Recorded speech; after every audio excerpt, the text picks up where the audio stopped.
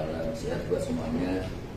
Yang saya hormati teman-teman dari 5OP, sambil saya perkenalkan kepada teman-teman media, Pak Arif Fadilah, Ketua Umum Persatuan Perawat Nasional Indonesia, bersama Pak Oman dan Mas Nugroho dari PPNI juga. Kemudian dari BCGI juga diwakili oleh Dr. DJ Paulus Januar. Kemudian dari Ikatan Apoteker Indonesia diwakili oleh Pak Novendri, Ketua Umum Ikatan Apoteker Indonesia. Kemudian dari Ikatan Bidan Indonesia diwakili Bu Endah sama Bu Wati. Pertama-tama tentunya kami mengucapkan terima kasih kepada sejawat teman-teman media yang masih tadi berkenan menunggu juga, karena kami terus terang sambil mengikuti ini tadi hasil panja ya, di rapat di DPR Komisi 9 ya, yang tentunya ini juga bisa memberikan sebuah catatan dan perkembangan yang terbaru yang menjadi dasar bagi kami juga untuk melakukan sikap ya, melanjutkan perjuangan yang memang terus akan kami lakukan di dalam proses terkait dengan pembahasan RUU Kesehatan ini. Dan tentunya nanti mungkin saya akan mengawal lebih dahulu, dan mungkin dari pimpinan-pimpinan 5OP yang lain juga nanti akan bisa menambahkan. Yang pertama-tama tentunya kita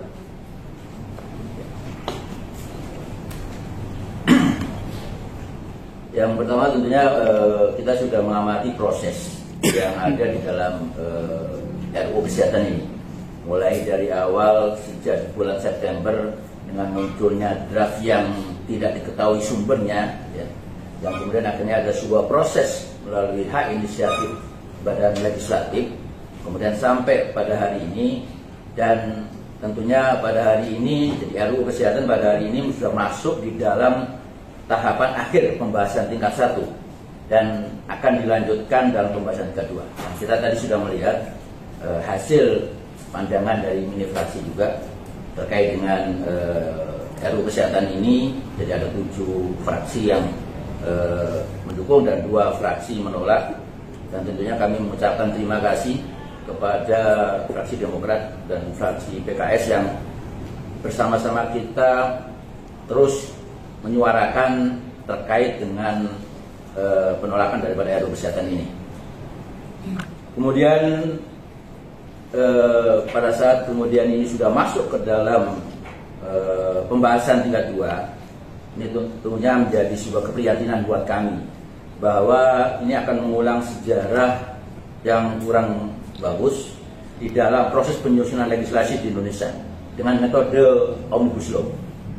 Setelah sebelumnya Undang-Undang Cipta Kerja yang kita tahu juga bagaimana dinamika yang terjadi pada Undang-Undang Cipta Kerja, kemudian dari mulai proses ya, kalau yang berkaitan dengan RUU Kesehatan ini kami melihat proses dan substansi yang masih larut-marut ya, serta overlapping ya, dan ini juga sama seperti yang di dalam pembuatan Undang-Undang Cipta Kerja, dan ini tentunya menjadi sebuah keprihatinan bagi kami. Dan dari sudut pandang prosedur penyusunan dan pembahasan RUU Kesehatan sejak awal sudah memunculkan problematika hukum yang panjang di kalangan para ahli. Artinya kita bisa melihat bagaimana respon, bukan hanya respon dari kelompok profesi tenaga medis dan tenaga kesehatan saja, kelompok masyarakat sipil, kelompok dari teman-teman legislatif yang ada di daerah, DPRD, dan beberapa teman-teman yang sudah memberikan aspirasi dari daerah, yang juga sudah disampaikan kepada DPR dan juga kepada Presiden. Dan ini yang kemudian problematika hukum ini tentunya sudah menjadi diskusi yang cukup luas gitu. Artinya kalau kita bicara secara objektif, dinamika yang ada di masyarakat ini tentunya harusnya menjadi perhatian bagi teman-teman di DPR, bahwa kita semua tidak ingin muncul sebuah regulasi yang kemudian akhirnya membawa sebuah polemik, membawa sebuah kondisi yang tidak nyaman di dalam proses pelaksanaan undang-undang nanti. Dan ini perlu menjadi perhatian. Dan kami pun juga nanti secara internal, ya, teman-teman tenaga medis, tenaga kesehatan, tentunya kami tetap akan terus berjuang ya, dalam upaya-upaya untuk memperjuangkan terkait dengan masalah permintaan kami untuk pembahasan ini di stop. Kemudian kita lihat juga dari aspek konten yang ada di dalam rancangan undang-undang. Terus terang kami perlu sampaikan bahwa pada saat kemudian ini sudah masuk di panja, kami terus terang tidak tahu isi yang sekarang dibahas. Beberapa hal tadi yang juga disampaikan, yang bisa kita lihat dari YouTube juga tadi, kami terus terang juga tidak tahu apakah yang menjadi masukan kami sudah diterima atau tidak. Karena kita bicara bukan hanya aspek normatif saja, tapi kita harus melihat apakah isi dari undang-undang atau rancangan undang-undang ini benar-benar sudah memberikan apresiasi kepada kami. Dan asas transparansi ini yang kemudian menjadi satu hal yang saat ini tidak dilakukan dalam pembuatan undang-undang kesehatan ini. Harmonisasi antara naskah akademik dan RUU yang di awal pun juga kita lihat ya, dengan hal yang berkaitan dengan kurangnya pilar pokok di dalam pembuatan regulasi, yaitu meaningful partisipasi. Jadi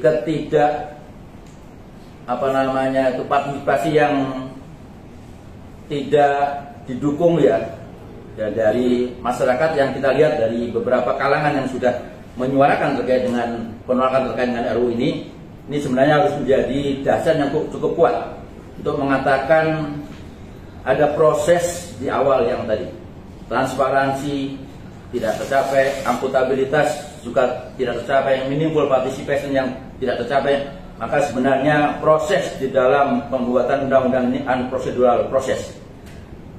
Ini yang kemudian apabila dipaksakan undang-undang ini tetap nanti akan disahkan, baik itu nanti di tingkat 2, maka undang-undang ini sebenarnya secara formil sudah cacat hukum.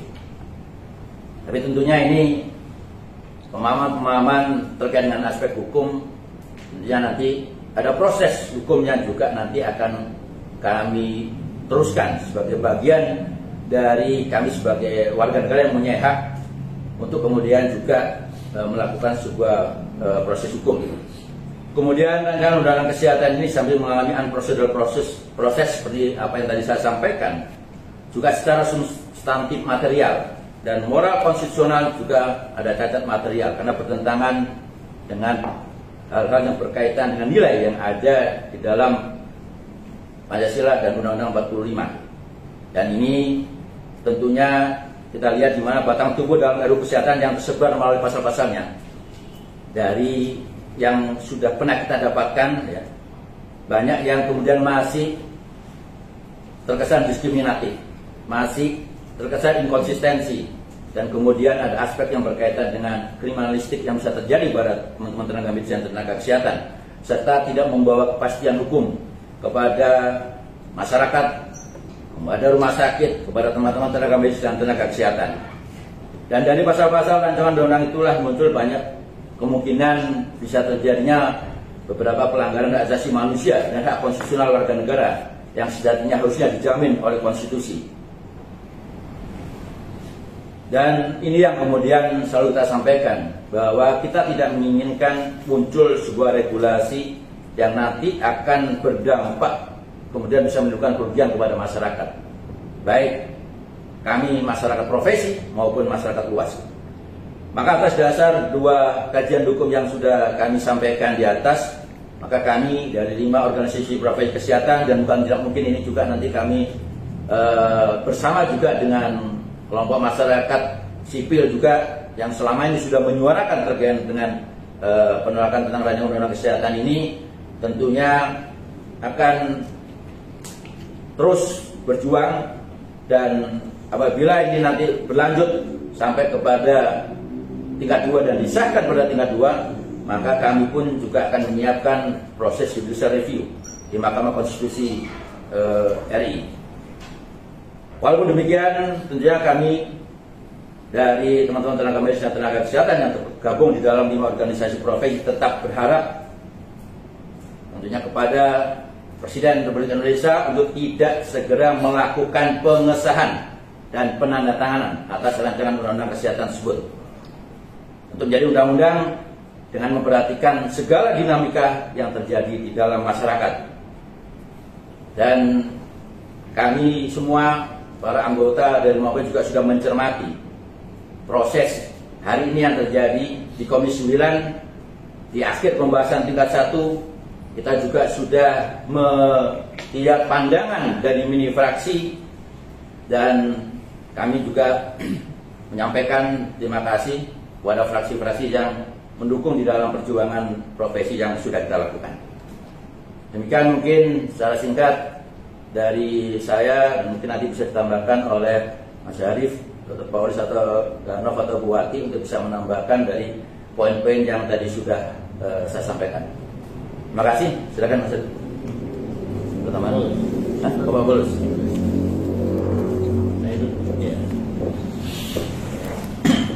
Baik, terima kasih. Saya hormati para ketua.